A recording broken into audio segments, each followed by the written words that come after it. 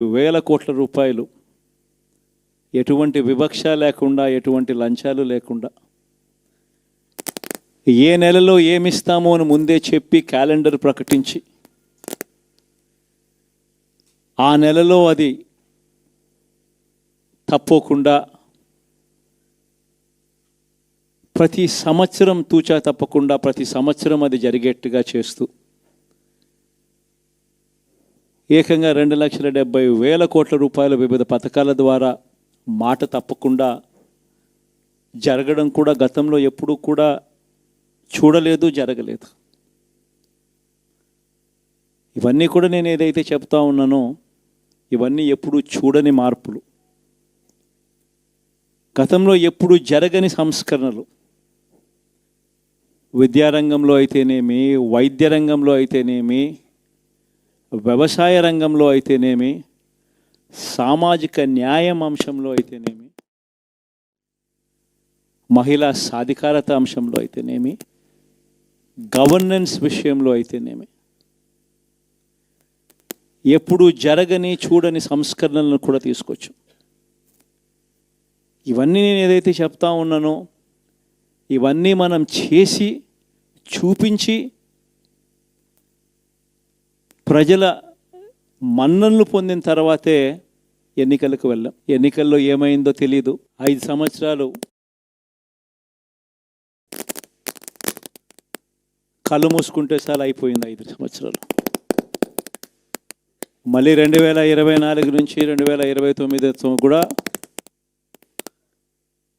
అదే మాదిరిగానే కళ్ళు మూసుకుంటే 2029 కూడా కళ్ళు మూసుకుంటే వచ్చేస్తుంది. ఇవి మనం గుర్తుపెట్టుకోవాల్సిన అంశం ఏమిటి అని అంటే, సినిమాలో ఓన్లీ ఫస్ట్ హాఫ్ మాత్రమే అయ్యింది. గతంలో కూడా ఇదే మాదిరిగా పరిస్థితులు ఉన్నప్పుడు కూడా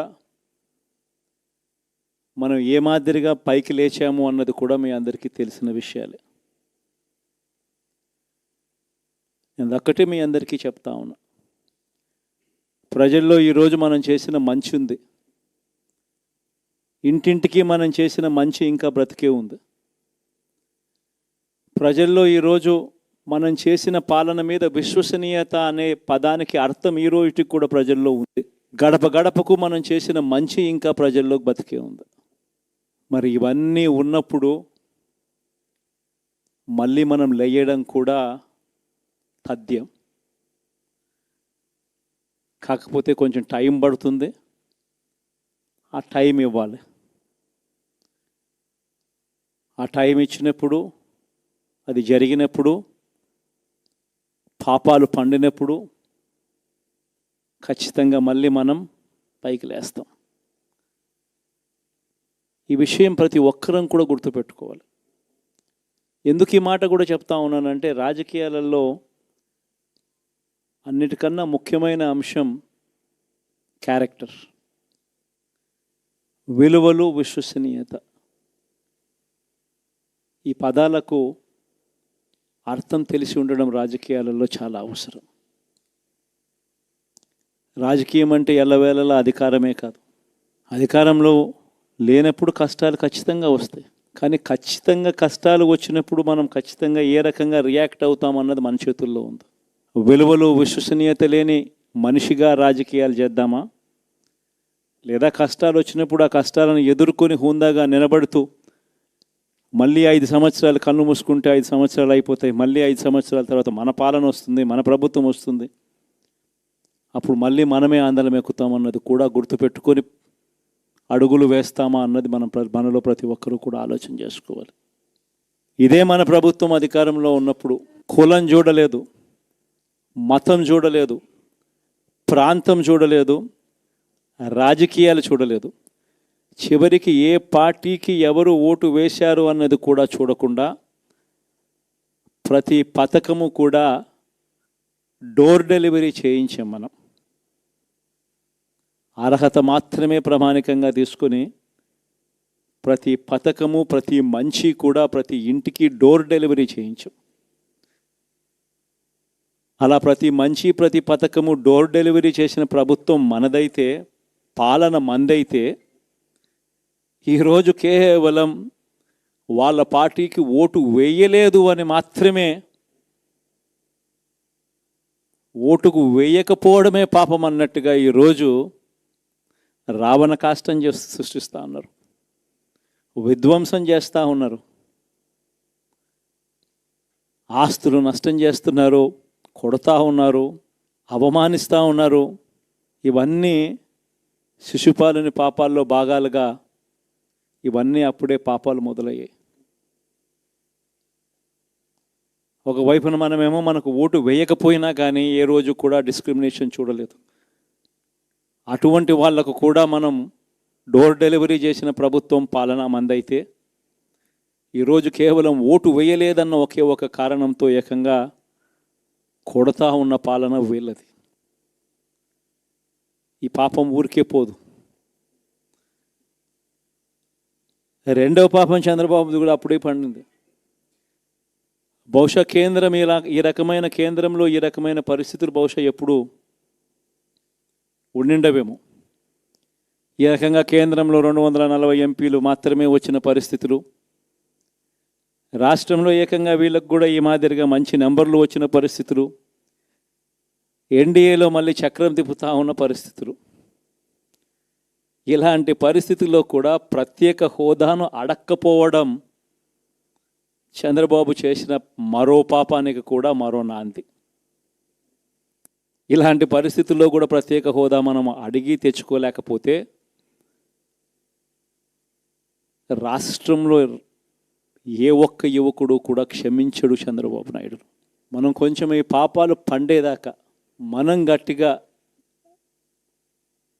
దీన్ని నిలబడగలిగితే, ముందుకు తీసుకొని పోగలిగితే ఈ పోరాటాన్ని ఆటోమేటిక్గా శిశుపాలుని 100 పాపాలు ఫాస్ట్గా ఎరోడ్ అయిపోతాయి. అంటే ప్రతి ఒక్కరూ ఈ విషయాలన్నీ గుర్తుపెట్టుకోమని కొడతాం. ఇవన్నీ బహుశా నేను చెప్పేటివన్నీ కూడా మీ అందరికీ కూడా తెలియనేటివి కాదు. కేవలం నేను మీ అందరికీ గుర్తు మాత్రమే చేస్తా ఉన్నా. కష్టాలు రావడం అన్నది సర్వసహజం. కష్టాలు ఇలా మనం ఎదుర్కొని నిలబడడం అన్నది మన చేతుల్లో ఉన్న అంశం అన్నది మాత్రం ఖచ్చితంగా ప్రతి ఒక్కరూ గుర్తుపెట్టుకోమని మీ అందరితో కూడా కోరుతా ఉన్నాను. శాసనసభలో, చట్టసభలో మీ సభే అన్నిటికన్నా ముఖ్యమైన సభ అవుతుంది. ఓటు వేయలేదు అన్న ఒకే ఒక కారణంతో మనుషుల్ని కొడతా ఉన్న పరిస్థితుల్లో, మనుషుల్ని అవమానిస్తూ ఉన్న పరిస్థితుల్లో, మనుషుల్నే బలవంతంగా ఆస్తి నష్టం చేస్తూ ఉన్న పరిస్థితుల్లో ఇక ప్రతిపక్షం ఉన్నది ఒకటే ఒక పార్టీ, ఆ పార్టీకి అవకాశం ఇవ్వాలా అన్న కనీస నైతిక విలువలు వాళ్ళు పాటిస్తారన్న నమ్మకం నాకైతే లేదు. కాబట్టి మీరు చేయాల్సిన పాత్ర గొప్పది, చాలా ఉంది అన్నది మాత్రం గుర్తుపెట్టుకోండి. రాబోయే రోజుల్లో యాక్టివిటీ లెవెల్స్ అనేది ఆటోమేటిక్లీ పెరుగుతాయి. రాష్ట్ర వ్యాప్తంగా ఉన్న కార్యకర్తలందరినీ ఎవరినైతే వాళ్ళు ఇబ్బందులు పెట్టారో ఖచ్చితంగా వాళ్ళందరికీ మనోధైర్యం ఇస్తూ వాళ్ళ గ్రామాలకు వెళ్ళి వాళ్ళకు తోడుగా ఉండే చేసే కార్యక్రమాలు జరుగుతాయి. రాబోయే రోజుల్లో ఇంకా టైం గడిచే కొద్దీ ప్రజల్లోకి వెళ్ళే కార్యక్రమాలు ఇంకా ముమ్మరం అవుతూ పోతాయి. చివరికి ప్రజల్లోనే ఉంటాం. ప్రజలతో కలిసి పోరాడే కార్యక్రమం వేగంగా టైం గడిచే కొద్దీ మనము వేగంగా అడుగులు ముందుకు వేస్తాం. ఒకటి మీ అందరికీ చెప్తా ఉన్నా, ఏకంగా 14 నెలలు పాదయాత్రలు చేశాం. ఆ వయసు ఈ రోజుటికి నాకుంది. ఆ సత్తువ ఈ రోజుటికి నాకుంది. కాబట్టి మీరు మాత్రం ప్రతి ఒక్కరూ గుర్తుపెట్టుకోండి, ఆ టైం వచ్చేదాకా మీ పాత్ర చాలా కీలకం. ప్రతి ఒక్కరూ ఈ విషయాన్ని మాత్రం